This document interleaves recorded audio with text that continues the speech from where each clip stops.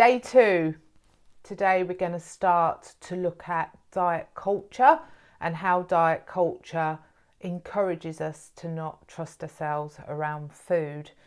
So the opposite of self-trust is self-doubt, and I'm sure I don't need to tell you just how much diets and diet culture is a breeding ground for lots and lots of self-doubt. So I can remember a time, probably about 20, I was probably late 20s at the time, where I had such crippling self-doubt around what to eat.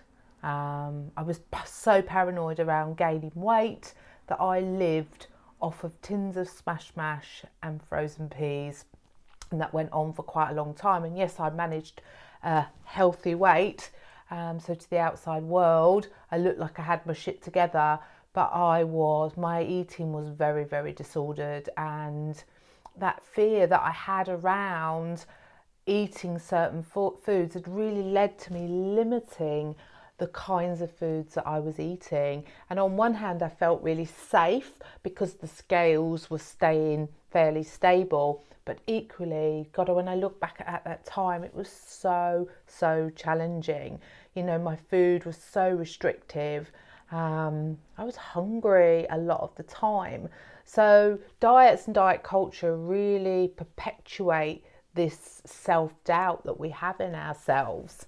So when we start to think about the impact of diet culture from that perspective, you know, it stops us from doing the really basic things like trusting, knowing when we're hungry and knowing when we're full. You know, diets very much override our natural biological hunger cues. If you think about a baby, it cries when it's hungry, and when it's had enough it stops crying. And of course we get conditioned out of that from a young age, before we even start dieting ourselves. But remember, you know, we're parented by people who have been conditioned around food. So over time, partly it's our upbringing, but also diets really create this self-trust, this lack of trust around knowing when we are intuitively hungry and when we've had enough. And we're going to talk a little bit more about that.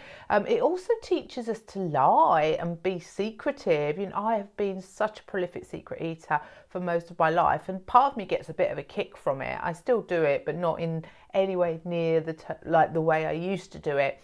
But often because there's so much guilt and shame that's attached to our eating, it's really common for people to lie and to be secretive around food, and diet culture perpetuates that. And lying and being secretive creates self-doubt and stop us trusting ourselves.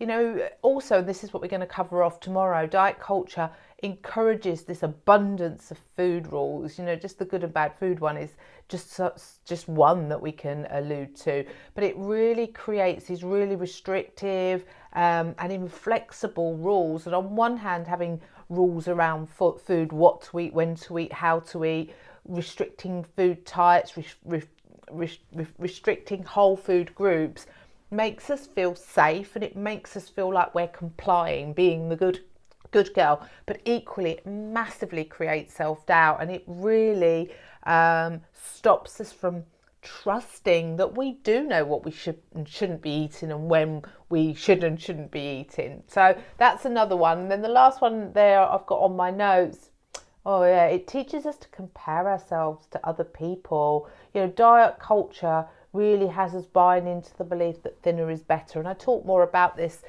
in the workbook today.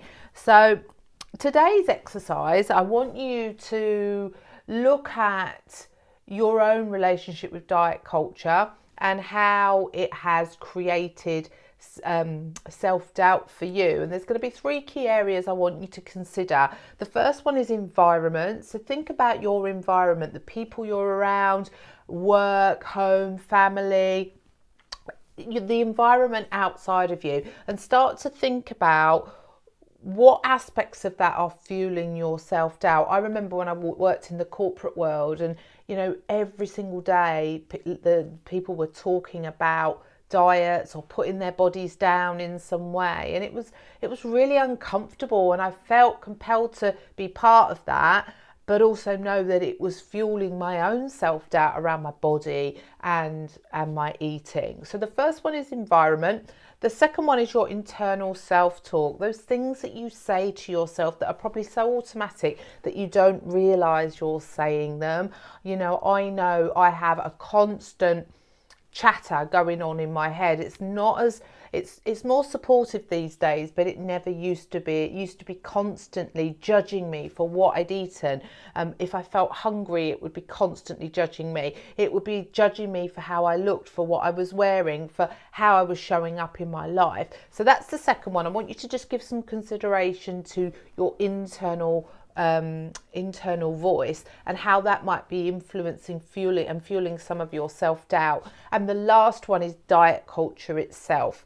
So the different aspects of diet culture, the food rules, we'll talk more about that one tomorrow. The way it encourages to pray at that altar of thinness, and to buy in that thinner is better, and that for somehow our weight is linked to health. And in the workbook today at the back, I've given lots of different ideas just as prompts for you to help you with this exercise. So that's it, guys. Today's exercise is to get you thinking about different aspects of diet culture and how that fuels your self-doubt and how that stops you from trusting yourself. And you're going to have a look at 3 key areas. One is your current environment, one is your internal self-talk, and the other one is diet culture. If you've got any questions, do come and ask me. And as I always encourage, please come and write your thoughts in the comments below this box. See you tomorrow.